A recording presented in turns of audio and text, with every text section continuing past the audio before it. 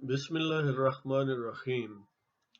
الحمد للہ رب العالمین والصلاة والسلام علی خاتم النبیین اما بعد پاک ویز ٹی وی میں محمد منشا آپ کی خدمت میں حاضر ہے۔ ابتدائی سے آپ سے معذرت کر لوں کہ میری طبیعت ذرا ناساز ہے، اس لیے اگر کوئی تھوڑا انیوژل آواز یا باقی معاملات ہوں تو اس سے معذرت۔ آج کا پروگرام 4 سیگمنٹس یعنی 3 خبریں اور ایک نظم پر مشتمل ہے، تو شروع کرتے ہیں۔ پہلی خبر جس پر تبصرہ مقصود ہے وہ ہے سپریم جوڈیشل کونسل کا اجلاس 2 جولائی کو ہوا۔ 10-15 منٹ کے لیے ہوا۔ قاضی فائز عیسیٰ اور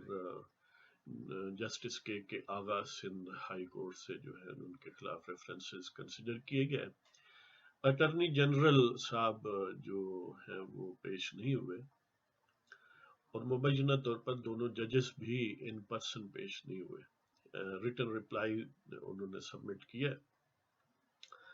تو مختصی سٹنگ کے بعد سپریم جوڈیشل کونسل جو ہے اس نے ہیئرنگ کو برخاست کر دیا until next hearing that would be fixed afterwards، یعنی کوئی ابھی نئی تاریخ دی نہیں گئی مبینہ طور پر۔ تو دوسری طرف وکلاء کا احتجاج جاری رہا، جس میں پاکستان بار کونسل کے وائس پریزیڈنٹ امجد شاہ اور سپریم کورٹ بار ایسوسی ایشن کے امان اللہ یعنی پریزیڈنٹ سپریم کورٹ بار ایسوسی ایشن امان اللہ کنوانی اور باقی وکلاء کے لیڈرز یا ایکٹیوسٹ جو ہیں وہ موجود تھے، اور انہوں نے مزید اس کو کوارڈینیٹ کرنے کے لیے احتجاج کو ایک کمیٹی قائم کی، جس میں مختلف بار ایسوسی ایشنوں کے نمائندے، اور اب city to city awareness campaign ہوگی، مختلف سیمینارز ہوں گے تاکہ وکلاء کو مزید انفارم کیا جائے، ایکٹیویٹ کیا جائے اور ان معاملات کو کوارڈینیٹ کیا جائے۔ تو گویا سپریم جوڈیشل کونسل کی پروسیڈنگز جو ہیں وہ لو برنر پر ہیں، لیکن لائرز جو ہیں وہ بھی اپنی منصوبہ بندی کر رہے ہیں، اور تیسری طرف وکلاء کی صفوں میں کچھ کمزور بھیڑیں ڈھونڈنے کے لیے حکومت بھی اپنے تھیلوں کے ساتھ ماشاءاللہ ان ایکشن ہے۔ تو دیکھیں یہ گنبد نیلوفری رنگ بدلتا ہے کیا ہے جی۔ تو طاقتوروں کا یہ ڈٹرمنیشن ہے، وہ ڈٹرمنٹ ہے، پرعزم ہے کہ ہم نے عدلیہ کو آزاد نہیں رہنے دینا، اور لگتا ہے کہ کچھ ججوں کو بھی آزاد عدلیہ جو ہے وہ راس نہیں آتی، اس لیے وہ پہلے ہی وہ جو پریشر ہے اس پر ہی سرنگو ہو جاتے ہیں کہ پڑی لگی ناڑی جھاڑ پہ وہ لالو لوہے دیا کوٹا، وہ پنجابی میں کہتے ہیں نا کہ پہلی لگی ناڑی جھاڑ پہ وہ لالو لوہے دیا کوٹا۔ حالانکہ جو جوڈیشری کے افسران یعنی ججز ہیں ان کی بھی ویسٹڈ انٹرسٹ ہے کہ وہ کیوں اتنا ولنگلی اور اتنا پرجوش ہو کے اپنے ہی ججوں کے خلاف وہ جو تھوڑا انڈیپینڈنٹ بیہیویئر رکھتے ہیں، ڈکٹیشن نہیں لیتے، ان کے خلاف اتنا جلدی کیوں آمادہ ہو جاتے ہیں۔ یہ یقیناً کوئی ڈی این اے میں خرابی لگتی ہے۔ تو بہرحال نیکسٹ خبر پر چلتے ہیں، وہ ہے بلوچستان لبریشن آرمی، جو ایک تشدد پسند تنظیم بلوچستان کے حوالے سے ہے۔ اس کو اسٹیٹ ڈپارٹمنٹ جو امریکہ کا ہے، یونائٹڈ اسٹیٹس آف امریکہ کا، اس نے پروسکرائب کیا ہے، اس پر پابندی ہے، اس کو عالمی دہشت گرد تنظیم قرار دیا ہے۔ حکومت پاکستان نے 2006 میں ہی اس کو یہ اعزاز بخش دیا تھا۔ تو بہرحال ویسے تو یہ تقریباً بھٹو صاحب کے یعنی پیپلز پارٹی کے پہلے دور کے اس وقت سے اس کا آغاز ہوا، متشدد کاروائیاں ہوئیں، پھر ضیاء الحق صاحب کے دور میں ان کو ریکنسائل کرنے کی کوشش کی گئی اور یہ بیک گراؤنڈ میں چلے گئے، لیکن پھر درمیان میں مختلف جمہوری حکومتیں آتی رہیں یا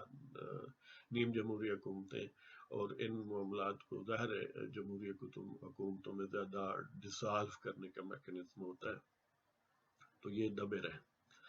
پھر جب پاکستان پر ایک اور چھوٹے ذہن کہ مشرف کا ظہور ہوا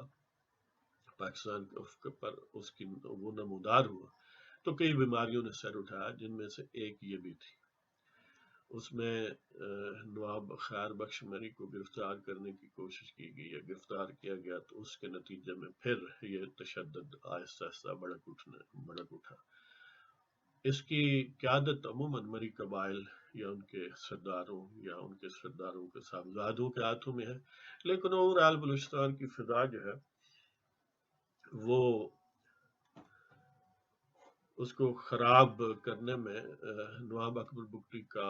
غیر ضروری قتل جو مشرف نے کیا، اس کا بھی بڑا ہاتھ ہے۔ باہر اس کے سربراہ پہلے سمجھے جاتے تھے بالاچ مری ہیں، جن کو مبینہ طور پر یہ بھی الزام لگایا گیا کہ وہ ابراہیم ڈاک بگٹی کے ہاتھوں قتل ہوئے، لیکن بی ایل اے نے خود کہا کہ وہ افغانستان اور پاکستان کی سرحد کے قریب کہیں سیکیورٹی فورسز کے ہاتھوں مارے گئے۔ پھر عرب یار مری، ان کے بھائی جو اب یورپ میں یا ایون بعض وقت مبینہ طور پر انڈیا وغیرہ میں بھی جاتے ہیں، تو ان کے ہاتھوں اس کی قیادت ہے۔ لیکن آن گراؤنڈ ظاہر کمانڈر بدلتے رہتے ہیں، کبھی کوئی مارا جاتا ہے یا غائب ہو جاتا ہے، مبینہ طور پر جو بھی صورتحال ہے۔ بہرحال اب یہ عالمی دہشت گردوں کی فہرست میں شامل ہوئی ہے۔ اس حوالے سے ہمارا یعنی ویوز جو ہم نے زندگی میں دیکھے، یہی ہے کہ عموماً ایسی تشدد پسند طریقوں سے کوئی خیر حاصل نہیں ہوتا۔ بہترین حل یہی ہے کہ پرامن طریقوں سے اویلیبل جو پرامن طریقوں صورتحال کے مطابق with in law and constitution آپ اپینین میکنگ کریں، رائے عامہ کو ہموار کریں، اپنے نمائندوں سے بات کریں، سپریم کورٹ یعنی جوڈیشل فورم استعمال کریں، اسمبلی کے فورم استعمال کریں، اور جو بھی مختلف یعنی موڈ کرنے کا میکنزم شارٹ آف تشدد یا ٹیرورزم ہے، وہی بہتر رہتا ہے۔ اس لیے کہ ٹیرورزم یا تشدد پسندی میں عموماً عوام الناس جو ہیں ان کا نقصان زیادہ ہوتا ہے، لیڈروں کا کم ہوتا ہے دونوں طرف سے۔ حکومت کی طرف سے بھی جو آن گراؤنڈ فورسز ہوتی ہیں ان میں عام غریب آدمی ہوتے ہیں، اور جو ایسی طریقوں کی طرف سے ہوتی ہیں اس میں بھی عام غریب آدمی ہوتے ہیں، اور in case of success in غریبوں کے حصے میں پھر بھی کچھ نہیں آتا۔ اس لیے بہترین یہی ہے کہ آپ پرامن یعنی شارٹ آف ٹیرورزم کوئی بھی طریقہ پرامن طریقے سے، جو بھی فورم اویلیبل ہو، میڈیا ہے، عدالتیں ہیں، پارلیمان ہے، اس کے علاوہ جلسے ہیں، جلوس ہے، تو ان چیزوں کو استعمال کریں تو زیادہ دیر پا اور لیسٹ نقصان دہ معاملات ہوتے ہیں۔ چلو اللہ سمجھ دے سب حضرات، حکومتوں کو بھی اور دوسرے لوگوں کو بھی۔ اب تیسری خبر یہ ہے کہ دبئی کی شہزادی بلکہ ملکہ کہہ لیں کہ محمد بن راشد المکتوم کی چھٹی بیوی حیا بنت الحسین بن طلال اپنے 2 بچوں کے ہمراہ 45 سال کی عمر میں پہلے جرمنی اور وہاں سے یو کے میں چلی گئی، بغیر اجازت کے، دوسرے لفظوں میں فرار ہو گئی۔ اب ظاہر یو اے ای اور یو کے درمیان ٹینشن ہوگا۔ الٹیمیٹلی امکان یہی ہے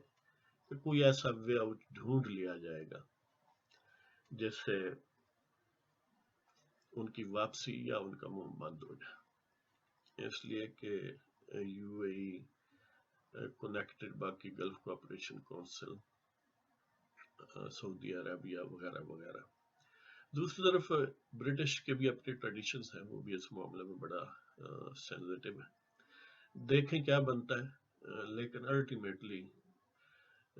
یہ جو گلف کوآپریشن کونسل جس میں یو اے ای اور سعودی عربیہ بہت پرومیننٹ ہیں، یہ کئی 100 ارب ڈالر کے معاہدے ہر سال خاص طور پر اسلحے کی پرچیز کی صورت میں کرتے ہیں،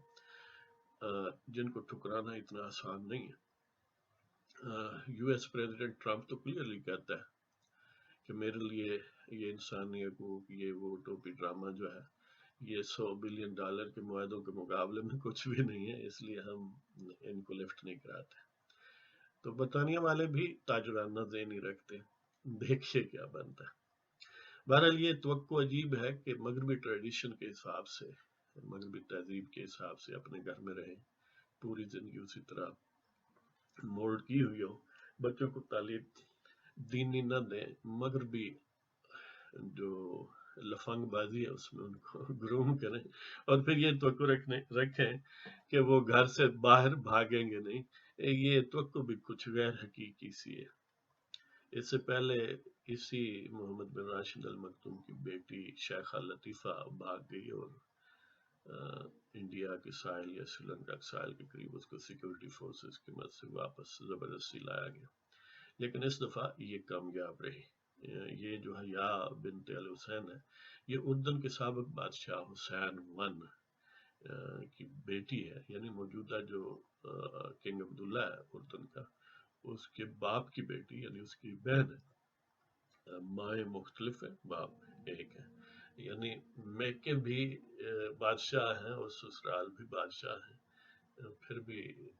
انہیں بہت پریشانی ہے۔ تو اب بہرحال وہ لندن میں کروڑوں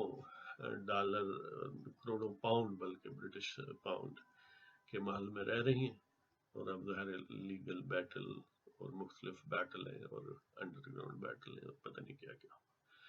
تو رہنا مسائنہ۔ تو اس لیے اگر آپ اپنے بچوں کو دین کی طرف راغب کریں، ان کو دین کے حساب سے گرومت کریں، اپنا بھی لیونگ سٹائل دین سے قریب قریب رکھیں، تو شاید بہتری کے امکانات، دنیا بھی سنورے اور آخرت بھی فائدہ۔ تو تیسری خبر جو ہے وہ، بلکہ یہ تیسری ہو گئی ہے جی، اب چوتھا آئٹم یا سیگمنٹ جو ہے وہ ہے خوش آمد طاقت کے عنوان سے ایک نظم ہے کہ یہ فلسفہ خوش آمد طاقت، کہ طاقت کی خوش آمد کیوں لوگ کرتے ہیں، اس کے بڑے ثمرات حاصل ہوتے ہیں، اور خوش آمد نہ کرنے یا طاقتوروں کی مزاحمت کرنے سے بڑی تکلیفیں ہوتی ہیں، اس لیے جو خوش آمد کرتے ہیں وہ اتنے ججلے نہیں ہوتے، اتنے نادان نہیں ہوتے۔ تو بہرحال نہ کرنے والوں کا اپنا ذائقہ، اپنا ذوق ہے کہ وہ اپنے مقاصد کو اعلیٰ تر سمجھتے ہیں، جس کے لیے صعوبتیں برداشت کر لیتے ہیں۔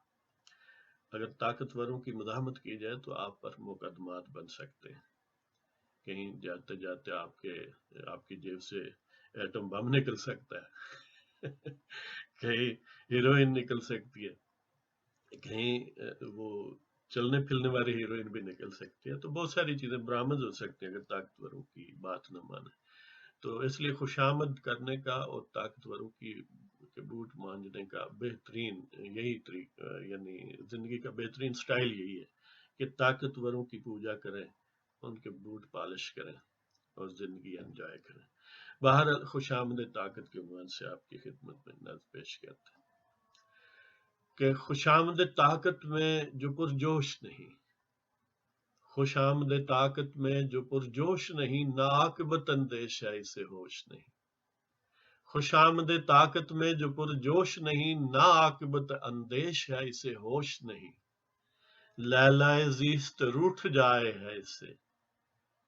لیلہ زیست روٹھ جائے ہے اس سے، یعنی زندگی کی جو لیلہ ہے، زندگی کی جو کشش ہے، زندگی کا جو مزہ ہے وہ ختم ہو جاتا ہے اگر طاقتوروں کو خوش آمد نہ کریں اور ان کی مزاحمت کریں۔ تو خوش آمد طاقت جو پرجوش نہیں ہے، خوش آمد طاقت میں جو پرجوش نہیں ہے، ناعاقبت اندیش ہے اسے ہوش نہیں ہے۔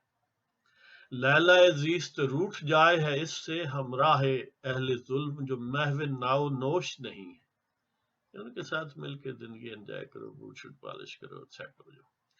لیلہ زیست روٹھ جائے ہے اس سے، ہمراہ اہل ظلم جو محو ناو نوش نہیں، اور جواز خدمت اغیار میں جو کوتاہی کرے۔ جب طاقتور کہے نا کہ دشمنوں کی بھی بوٹ مانجے، ہمارے بھی بوٹ مانجے، تو اس میں آپ تذبذب کا شکار نہ ہوا کریں، فوراً تعمیل کریں۔ جواز خدمت اغیار میں جو کوتاہی کرے، دہشت پسند ہے کہ ضمیر فروش نہیں، کیونکہ اگر آپ اس طرح نہیں کریں گے تو آپ دہشت گرد ٹھہرائے جائیں گے، آپ ہیروئن فروش ہو جائیں گے، آپ ملک کے لیے خطرہ اور راہ کے ایجنٹ بن جائیں گے، اور آپ کے اثاثے زیادہ ہو جائیں گے آپ کی آمدن سے۔ اس لیے ان سارے مسائل کا حل سادہ سا ہے کہ طاقتوروں کی خوشامد کریں، ان کے بوٹوں کو مانجنے میں جو کمپٹیشن ہو تو آگے آگے بڑھے۔ یہ نسخہ بڑا تیر بہدف ہے۔ تو جواز خدمت اغیار میں جو کوتاہی کرے دہشت پسند ہے کہ ضمیر فروش نہیں، کیونکہ وہ ضمیر فروش جو نہ ہو تو وہ تو دہشت گرد ہوتا ہے، ضمیر فروش جو ہو وہ بے وطن ہوتا ہے۔ طریق مزاحمت مکتب فکر ہو جس کا، یعنی رزسٹ کرنے کا، مزاحمت کرنے کا، طاقتوروں کی خدمت نہ کرنے کا اگر آپ کا اسکول آف تھاٹ ہے، مکتب فکر ہے، سوچ ہے، تو ستم گر ہے کیونکہ ستم کوش نہیں۔ تو اس کا مطلب وہ کہیں گے کہ تم ظالم ہو، تم دہشت گرد ہو، تم ملک دشمن ہو، تم غدار ہو، اس لیے کہ ہمارے ستم برداشت نہیں کرتے، ہمارے بوٹ نہیں مانجتے۔ تو طریق مزاحمت مکتب فکر ہو جس کا، ستم گر ہے کیونکہ ستم کوش نہیں، اور حمیت و عظیمت کو عنوان تضحیک بناؤ، حمیت و عظیمت کو عنوان تضحیک بناؤ، فتنہ پرور ہے جو ہماتن گوش نہیں۔ مطلب یہ ہے کہ جو غیرت مندی، حمیت ہے، جو اعلیٰ مقاصد کے لیے طاقتوروں کی مزاحمت ہے، یا ان کی خوشامد نہ کرنا ہے، یا بوٹ پالش نہ کرنا ہے، یا مالش نہ کرنا ہے، یہ جو فکر ہے حریت پسندی کی، آزادی پسندی کی، ضمیر کو اونچا رکھنے کی، اس کا مذاق اڑایا کرو، کیونکہ اس کا مذاق اڑاؤ گے تو طاقتور خوش ہوں گے کہ جو ہماری مخالفت کرتا ہے وہ تو تضحیک اس کی جائے تو ڈی گریڈ ہو جائے گا نا بندوں کے سامنے، تو لوگ کہیں گے یہ تو بات ہی بہت بری ہے، اس لیے طاقتور پھر اس سے خوش ہوں گے۔ یہ محض اتفاق نہیں ہے کہ میڈیا چینل جو ہے صبح شام طاقتوروں کو یولوجائز کرتے ہیں اور مزاحمت کرنے والوں کو ڈیمونائز کرتے ہیں۔ There is a method in this madness۔ اور فتنہ پرور ہے جو ہماتن گوش نہیں، اس پر جو اعتراض کرے یا تو اس کی حمایت کرو یا خاموش رہو، پھر طاقتور تھوڑا ہاتھ نرم رکھیں گے۔ اگر آپ اس کے خلاف بولتے ہو، ہماتن گوش نہیں رہتے، صرف سنتے نہیں ہو، تو اس کا مطلب یہ ہے کہ تم دہشت گرد ہو، تم فتنہ پرور ہو، تم تشدد پسند ہو، تم ایجنٹ ہو، تم ملک دشمن ہو، غدار ہو، راہ کے ایجنٹ ہو۔ تو ہمیں تو عظیمت کو عنوان تضحیک بناؤ، فتنہ پرور ہے جو ہماتن گوش نہیں، اور خوشامد طاقت میں جو پرجوش نہیں، نا عاقبت اندیش ہے اسے ہوش نہیں۔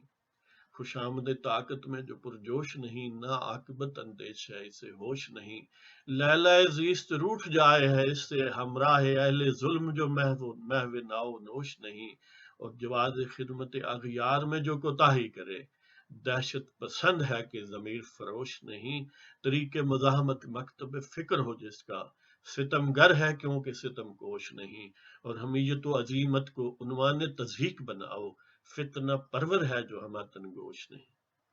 تو اس کے ساتھ اجازت چاہتے ہیں۔ خدا حافظ۔ پاکستان زندہ باد۔